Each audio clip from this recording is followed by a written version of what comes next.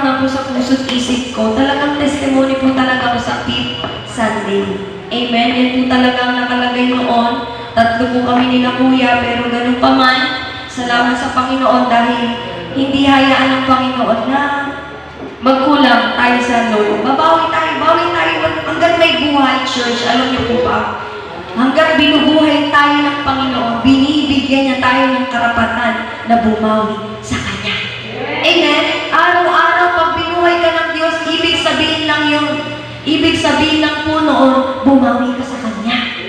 Amen? Maglingkod ka sa Kanya, sumamba ka sa Kanya. Kaya nga po ako, every time na magigising po ako, lagi ko sinasabi, Lord, blessed morning po. I miss you, Jesus. I love you, Jesus.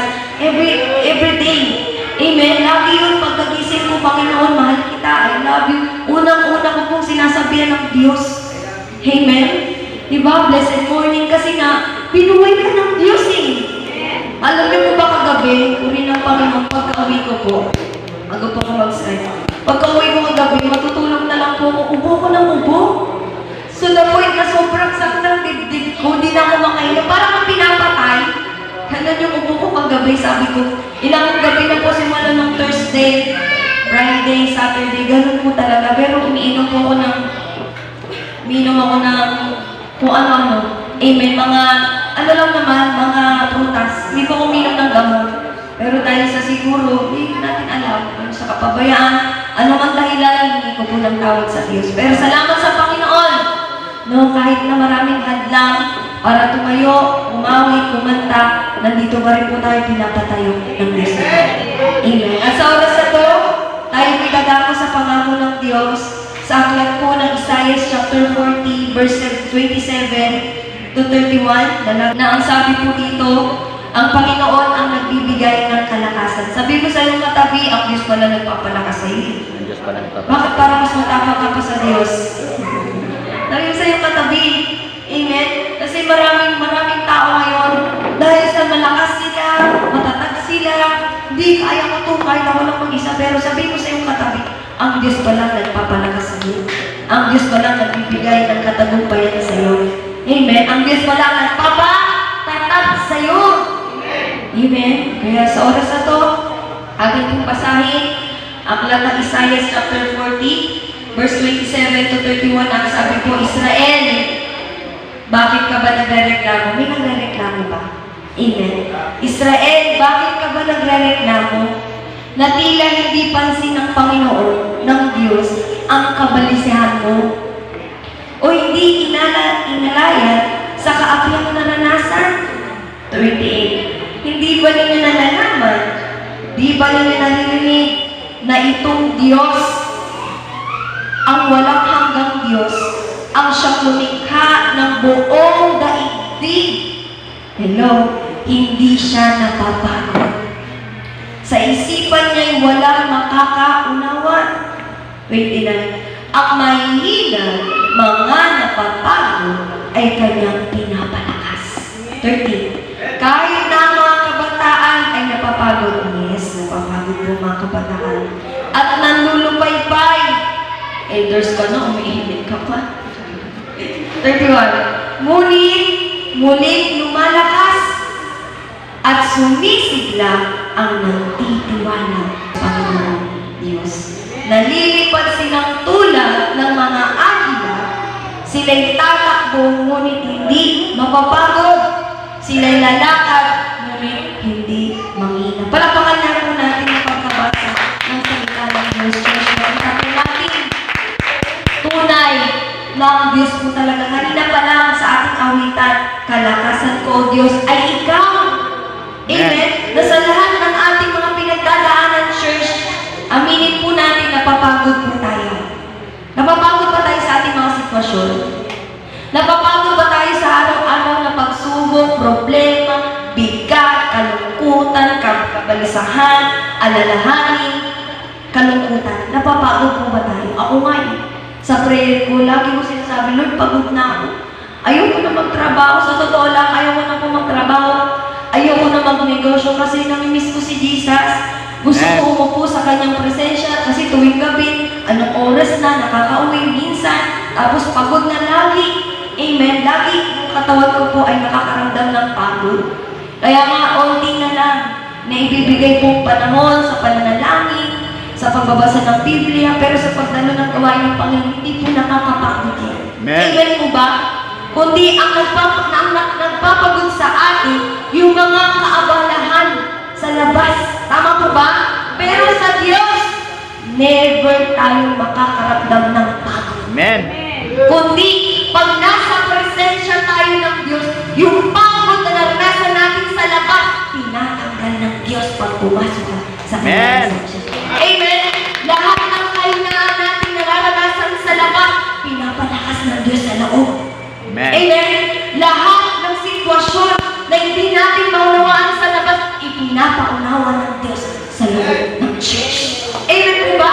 Lahat ng problema na hindi natin mapagtagumpayan sa labas, sa loob ng church, napagtatagumpayan natin lahat ng yun.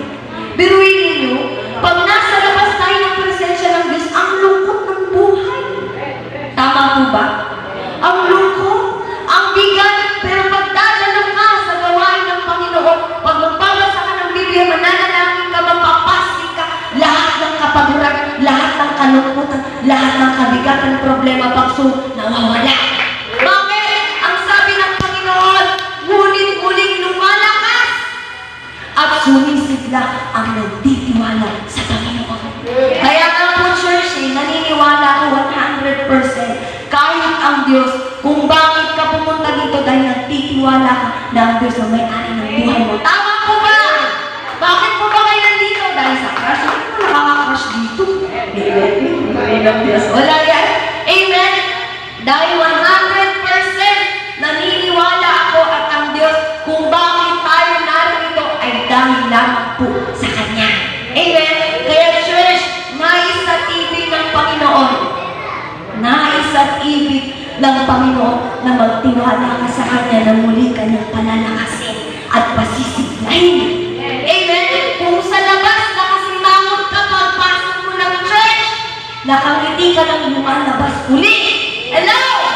Kung sa labas napakahina mo, kung sa labas may sakit at karamdaman ka, pagpasok mo ng church, punong-puno ka ng kalakasan at kagalingan, kapayapaan, kasaganaan, pagpapala at himala. Amen. Ito po yung dahil sa pagtitiwala natin sa Panginoon. Kaya church, nais at ibig muli ng Panginoon na magtiwala ka muli sa Kanya. Amen. Kaya po church, alam nyo, kung bakit tayo mahihina, kasi hindi tayo nagtitiwala sa Kanya. Kung bakit hindi tayo nagtatagumpay sa lahat ng mga pagsubok, problema, bigat, kalungkutan sa labas, dahil hindi po tayo nagtatagumpay na kayang ayusin, baguhin, solusyonan ng Diyos ang lahat ng iyon. Amen? Amen. Dapat magtiwala tayo dahil lahat ng mga... Ako nga po, church, sa isang buong taon, kung titignan ko po, lagi ako naiiyak. Bakit? Kasi hindi ko biro talaga yung naranasan ko buong taon na ito. Sa totoo lang. Alam niyo po yan, hindi limit sa inyong kaalaman. Marami akong mga naranasan sa buong taon na to the point na na-depress po ako. Sa lahat, biruin mo, iningatan ko yung pangalan ko sa Facebook. Yun lang. Diba? Iningatan ko yung pangalan ko sa Facebook dahil sa Diyos. Pero sinira ng diablo. Maraming demonyo sa paligid. Pero salamat sa Panginoon. Dahil pagkatapos ng lahat ng yun, tinapos talaga ng Diyos hanggang ngayon. Amen. Amen! Kasi nakita ng Diyos eh. Kasi lagi ko sinasabi sa Diyos, Lord, hindi mo ko nakikita eh. Hindi mo ako naririnig. Lagi ko sinasabi sa Diyos. Kaya nga, ang prayer ko, Panginoon, pagod na ako, ayoko na magtrabaho. Ayoko na magnegosyo, gusto ko na lang magbasa ng Biblia, manalangin, maglingkod, dumalo, humayo. Yan na lang po talaga ang heart ko sa totoo lang.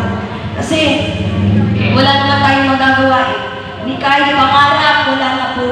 Nung tinapos ko po yung aking pag-aaral, hindi na po ko nangarap sa aking buhay. Naniwala na lang po ko na bibigyan ako ng Diyos ng bahay, ng lupa, ng lahat ng bagay. Kasi pangako niya yun eh. Amen. Pero kung hindi man yan ibibigay, bahala ang Diyos sa buhay ko, basta mabuhay lang po ako. Amen? Na naglilingkod sa Kanya. Amen po ba? Bagamat sinasabi ng bibig ko minsan, Ayoko na kumanta. Ayoko na tumayo. Sinasabi ko lang yun para dayain ang Diablo kasi ang daming pagsubok, ang daming problema, ang daming bigat. Araw-araw kakagising ko pa lang. May problema na. May pagsubok na. Meron na agad na ganito, ganyan. Puri ng Panginoon. Minsan na, ayoko na magising eh. Amen? Kasi parang yun na nagiging ine-expect ko na mapagkagising ko, ganito ng alalahanin na. Pero salamat sa Panginoon. Kundi dahil sa Lord, kung ba't ako nagigising? Bakit ginugusto ko pang magising? Everyday na nakikita ay dahil ko sa Panginoon para sumigla ko, lumakas ako, pumayapa, mapagpala ko ng Diyos. Ulitin ko po, church! Magtiwala po tayo sa Diyos. Palalakasin niya tayo, pasisiglahin niya tayo, tutulungan niya tayo sa lahat ng ating mga pinagdadaan sa buhay natin. At welcome ko po ang susunod na tayo sa buhay po ni Ate Isabel sa Paitong.